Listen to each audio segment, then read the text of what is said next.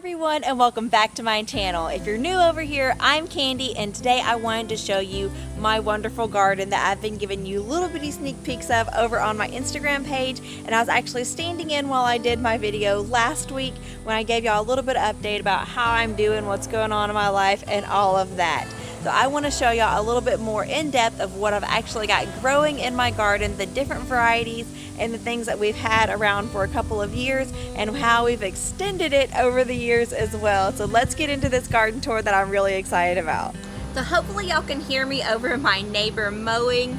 Hopefully they're done soon. By the time I'm done with this, they'll probably finish like right when I'm finishing up. But first I wanted to show y'all my seed starting table. So I actually have some lettuce here that I am trying to get to re-sprout. It was successful once before, but the squirrels got a hold of it. So we'll see if I'm able to do that. But I actually have two going, and you can see this one is actually starting to put off new little leaves. I really wanted to grow these purple tomatillos that I found, and I started them and then nothing really happened. So I've got some more starts of those here. And then I also have some lemon cucumber, which I've never grown before, don't even know what it tastes like. So we'll see with that. I don't know, I like growing things that you can't find in the grocery store. And I don't have a whole bunch of that yet, but I will. My garden will develop as my knowledge develops, so we'll get that stuff going. And then in this tray here, I have cauliflower, and then in this one, these are my yellow pear tomatoes, and I actually have several of them that are looking very good. And I put two of them into a bigger container just so I can get them going better. And then this right here is actually a sucker off of one of my tomato plants I will show you later. I'm actually trying to grow a new tomato plant from a cutting from an old tomato plant. So I will see if that works. I tried this once before. I'll show you the one I have in the ground, but I don't think I left it in a little pot like this long enough. I think I put it in the ground too early, and it hadn't like started giving really good roots off yet. And if you see on tomato plants like this fuzziness, every one of those is roots. And wherever a tomato touches the ground, it's going to try to root and start a new plant. So this right here will put off new roots all along the stem that I have down in the ground. And this will actually become a new tomato plant, and it'll be a couple of weeks ahead if I would have started it from seed, if that makes any sense. Up top I just have a couple of plants that I'm growing for a friend. I have a pickling cucumber for her, and I also have a yellow pear tomato for her. And then I have a rose in this bucket. I think he's dead, I'm not sure. Spiders are living on him. I cut all his twigs off. He's been here for weeks, not doing anything. But this was a white rose from my mother-in-law that I was really hoping would do something, but I don't know, maybe we'll have to try that one again. So now I'm going to take you into the garden and show you what all I've got planting in there. And the first thing we're going to do is peppers. And did you know that you could overwinter peppers? Here in Texas, it doesn't get like really cold during the winter. So I've actually successfully overwintered peppers for the last 2 years. I will show you the ones that have overwintered. I mean, they aren't doing fantastic, but they're doing. So let's look at those. So first off, we've got to stop by the potato plant. This potato plant, you can see it's starting to get a little bit of yellow on its leaves and stuff. That means it's starting to die back. And when the tomato plant, the top starts dying back, that means that your potatoes are just about ready in the ground. But I'm not going to pull up my potatoes today. I'm going to give them probably about another week. So when I get home for vacation, I'll probably harvest all of my potatoes and see what we get from that. So this right here in this extremely grassy little pot is actually cilantro. I'm letting the cilantro go to seed, and I'm going to try to save the seeds and grow more cilantro tomorrow. Or not tomorrow, next year. This right here is my first cucumber plant to start producing in the garden. And you can see it has a couple of baby cucumbers hanging off of it. This one will probably be ready in about 2-3 days. So I'll probably have to get my friend that's watching our house to pick this one for us, and she'll get to enjoy it. But it is putting off nicely. I've already gotten 2 off of it so far.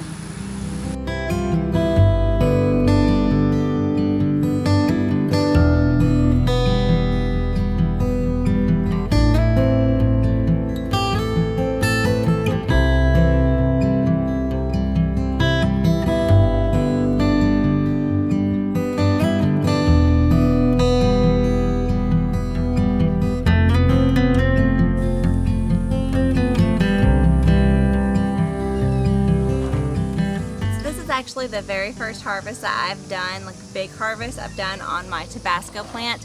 I've come out here and picked a few handfuls here and there for family and stuff like that that wanted some, but there is a ton more on the plant. If you can't see, it's that plant right there. I'll do a close-up in it in a minute, but there's tons more on that plant. And I love the Tabasco plant because it looks like a happy little Christmas tree when it starts putting out all of its fruit, because they are just like all red and orange and green, yellow, and they just look so happy on there. Just reminds me of Christmas in the middle of the summer, so it's great. And the second plant that I was harvesting off of, those are cayenne peppers. Now, these cayenne peppers I'm going to dry and make into cayenne powder for cooking and stuff like that. That's probably what I'm going to do with the Tabasco peppers as well, because there's just not really a lot to do with hot peppers, and I don't love hot peppers.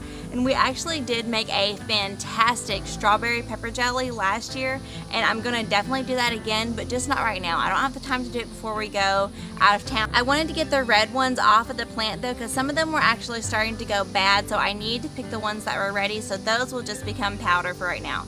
Let's look into my pepper patch and I'll tell you which ones I've had for a couple of years and which ones are brand new, and if I can remember what they are, I'll tell you what they are.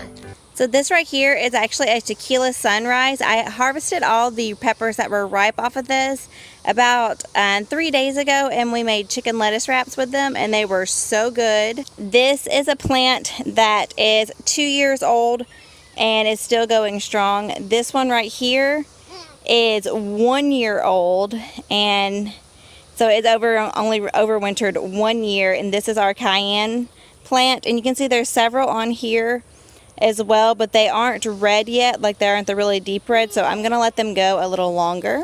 This one here that is so eat up, all of this right here is snail damage. The one pest that I have that's really bad in my garden is snails. They just, this detriment my plants. They come in here, make little holes all in my leaves, and then the leaves fall off, and then the plant can't feed itself, and it's causing problems with my fruit. So this right here is actually a brand new plant that we put in at the beginning of spring, and these are serrano peppers. They're supposed to get a little bit bigger than this. You can see that one has a little bit of bug damage, and I harvested off of this one not too long ago too, but there's a little serrano there, but you can see it's putting off some new blooms and stuff starting, so we will have some more serranos shortly if the slugs will just leave it alone. Right next to that one, I don't know what this one is. I'm waiting for a fruit to ripen up all the way. I do have a little fruit down here, and there's some more blooms on here, but I've got to wait till this one really grows up to remember what it is. I want to say it's a yellow lunchbox, but I'm not 100% sure, and that one's looking a little orangey, not yellowy, so we will see on this one. And of course, my beautiful Tabasco plant, you can see it is heavily laden with fruit. I mean, oh my goodness, so many peppers. I don't even know what to do with them. This little guy down here, he is a giant Marconi. I haven't gotten a single pepper off of him yet because he's just a little bitty guy. I just put this in out about a week ago, along with this one back here. This is a yellow bell pepper, and that was only put in about a week ago too, so they haven't really started going off yet. But beside the basketball is this, oh gosh, what are you called? Garden salsa plant. So this pepper right here, obviously something got a hold of it and it rotted, but that's what they're supposed to look like, but you know, red and full of life. You can really pick these at any stage. You can pick them at green or yellow, red, whatever. It just depends on how hot you want them, and they actually get a little bit less hot as they go on. And I like to pick them like this and put them in my salsa. So good. That's why they're called garden salsa, because they're delicious in salsa.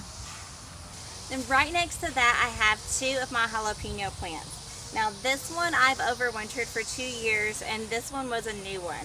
They're about the same height, and they're putting off about the same amount of fruit. And now this is a mini style jalapeno, and these are really good in salsa too, or if you just want like little bite-sized poppers, like jalapeno poppers. These peppers are so good, but you've got to remember to pick them early and not expect them to get as big as a regular jalapeno, because they'll start getting really woody and not fit for eating. So I'm going to pick the ones that are ready for these as well. You can see like these here, they've gone too long and they're not going to be fit to eat anymore. So I'm just going to pitch those over the fence. This behind me, this is actually my son's corn.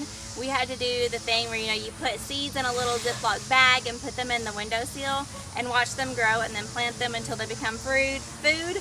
So this is his corn that is about ready. It's starting to swell up and get its little tufts, but I don't think it's going to do very well. He's still excited about it though, so we're going to keep letting it grow. And then on this side of me is my onions, my green onions. I bought green onions 3 years ago and put them in this pot, and I've had green onion shoots ever since. Anytime I want green onions in my food, I just come out here and snap a couple of off, and it just keeps producing for me over and over. Look at that big guy right there. Isn't that beautiful? That right there is my only poblano. Obviously, this one overwintered from last year. He's looking real sad, but he's giving me that one poblano, so I'm going to save seeds and replant a new one next year. I'm not going to make this guy go again. I just don't think it's a very healthy plant. In this container here, I have my onions. Now these onions, I'm hoping to actually get like good size onions out of, and they have started to grow, but onions are a very, very slow grower, so those are going to be a while. These 3 plants right here, all of these are from years past, and this is a Cajun bell. This one, I don't know, it's a mystery. We're seeing if anything comes up on it. I do have a baby bloom that I see right there, so maybe it'll give us a clue on what it is. This one right here is a Mexi bell, and so is the one right beside it. Those are both 1 year old as well, and like this one, you can see has some sun scalding on it. You could still eat that pepper.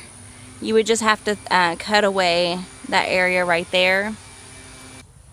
So the few plants that are behind me are my most favorite in the garden, besides my tomatoes, and that's my herbs. And it makes me really sad that it's getting so hot here in Texas that my herbs are all starting to go to seed. You already saw my cilantro has petered out to nothingness, and this right here is Thai basil, and it has started flowering. It doesn't even taste right anymore. Look at my sad parsley. Like, there's just nothing else more that this plant's gonna do. It's just gotten way too hot for it here, and I am going to pick what I can off of my herbs and dry them, but I don't think I'm gonna do my real basil because it's just not tasting right anymore. See this big old lush thing? This is my basil, and all of this right here is it's flowering, and if I let this go, I can actually get more basil seeds out of the flowers. So that's what I'm gonna let this do, because we tried to make food with it last night and it just didn't taste right.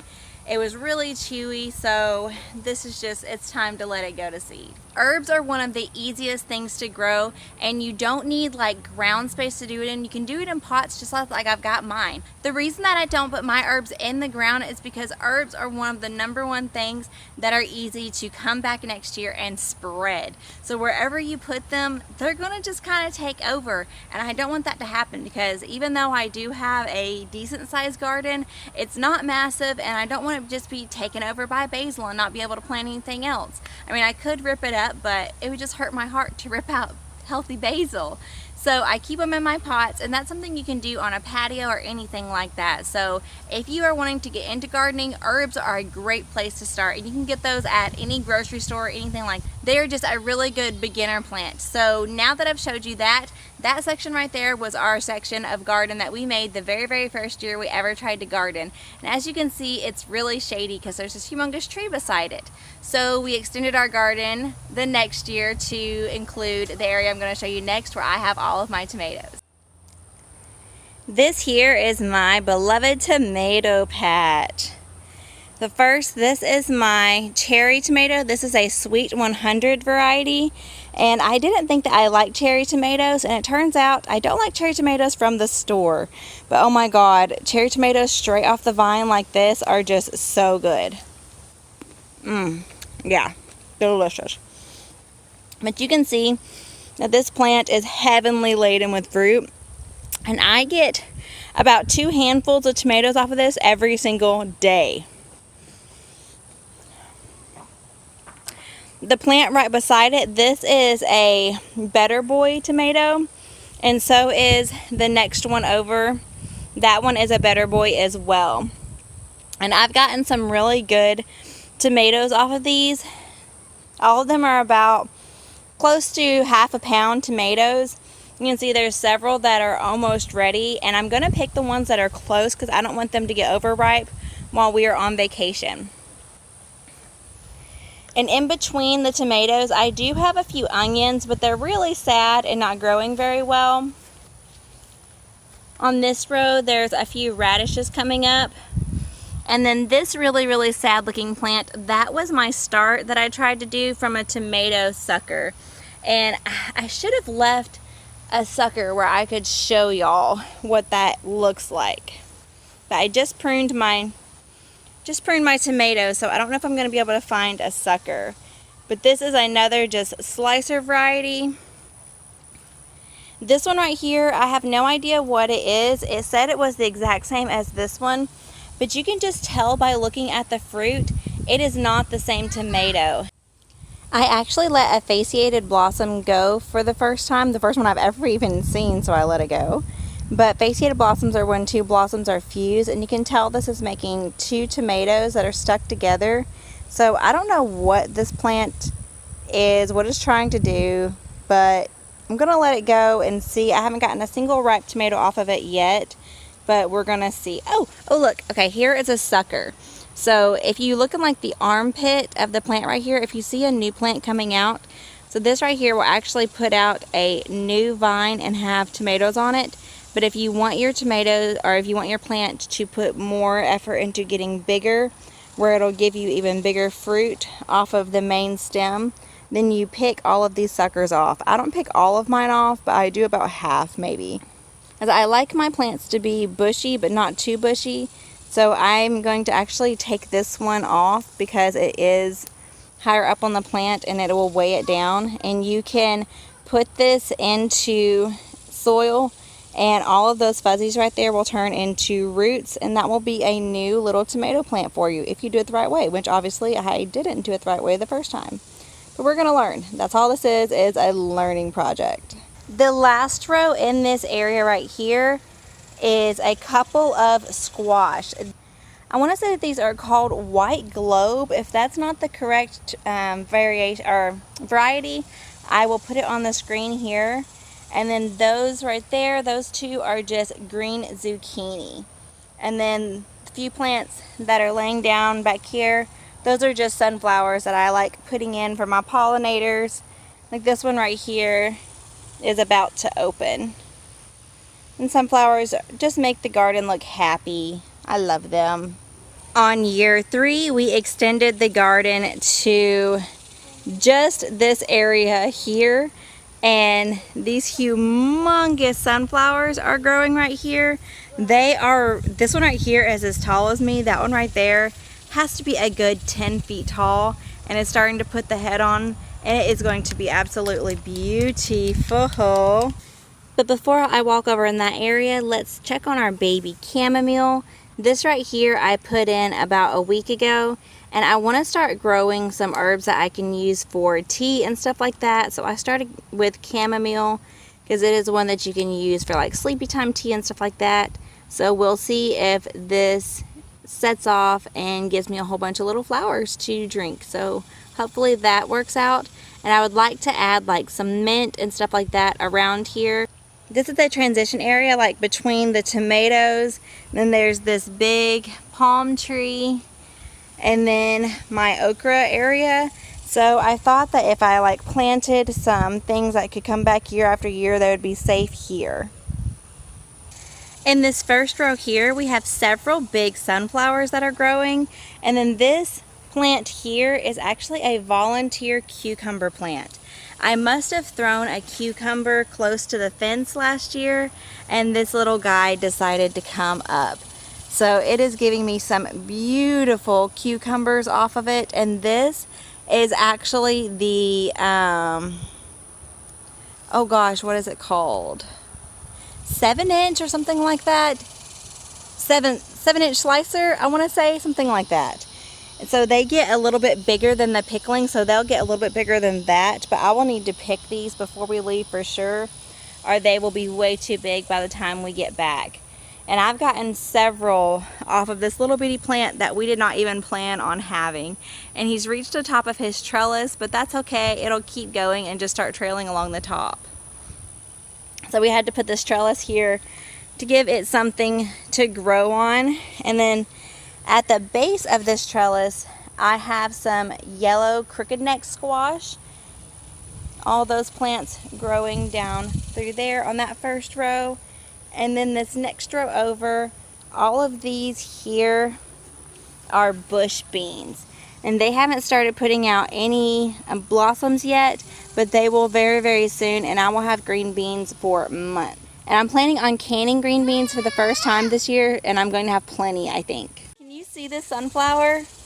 Like, I'm 5 foot tall, and it's a good 4 feet above me. It's gonna be huge, so beautiful.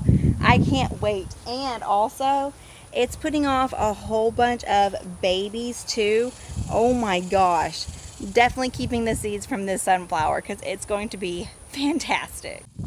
In the row with that sunflower and the next row over is okra. And as you can see, they're little tiny guys just starting out, but they will get as massive as my elements really let them. Last year, I think our plants got up to be about 10 feet tall. So tall that I stopped picking off of them and just let them go to seed. So obviously this extension right here was not enough. So just this past week, we have put in all of this here and this here. I need to get some more hay where I can mulch all the new rows. But in this area, I put 3 different kinds of okra. So I had one kind here, and one kind there. This is a cucumber coming up on the corner here that will trail along this fence. That is some more sunflowers, and then along the fence going this way and that way I planted marigolds, zinnias, and watermelons. And they are the sugar baby watermelons, so hopefully they will just line the fence. And I did zinnias on either side of my fence here, or my gate, so hopefully they will come in and be really pretty lining that gate. This here and that plant down there, those are both Better Boy tomatoes that I got starts up on clearance last time I went to Lowe's, so I popped them in over here where they could start taking over this little area. And I do have a little baby plant coming up right there. That is, I don't know, because it doesn't look like a tomato and I didn't plant it there. So I don't know what that is. It might be one of my seeds that blew over or something. But you can see that several of the watermelons are starting right there. Those are baby watermelons. The row beyond the tomatoes, we have 2 rows of cauliflower that haven't started doing anything. Those 2 are cauliflowers I started on my seed table. And then all the rest is all corn. We have cantaloupe, more marigolds, and zinnias lining that fence. The last couple of things I have growing is right here, which you cannot see yet, will be cow beans or black-eyed peas. And then I have some pole beans right here, and then I planted a few more down this row, so this whole area will have trellises with beans growing on it. And then along that back fence I put mammoth sunflowers and zinnias, and then along each end of the rows I put teddy bear sunflowers, so we will see what those look like in a couple of months too. But I want to come back in a month from now and show y'all how much this garden can transform from just this patch of nothingness to looking like that over there and looking all full and happy and beautiful. Oh, those sunflowers. The sunflowers are enough for me to do it, really. So I wanted to thank y'all so much for joining me on my first ever garden tour, and now I'm gonna go in and start preparing my wonderful basket of goodies from my harvest today. This right here just makes all of the hard work so worth it.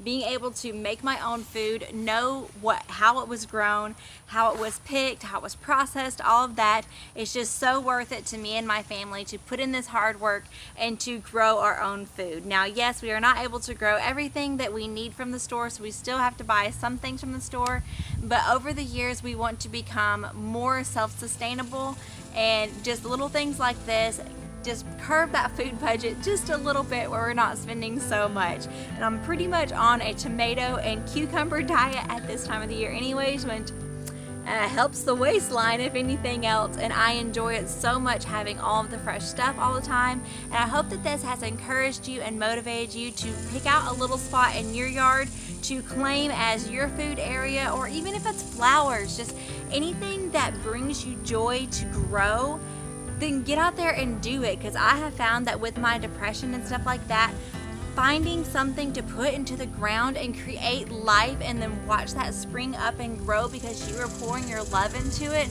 it makes me feel better with all of those bad negative feelings. So go out there and find something that makes you happy. If it happens to be gardening, share your gardens with me. I would love to see all of that. Follow me over on Instagram for little bitty updates in between these garden tours, but I will definitely be coming back to you in 1 month time to show you how my garden is doing or how it has flopped, because sometimes that happens too. But whatever it may be, I will see y'all in the next one, guys. Bye.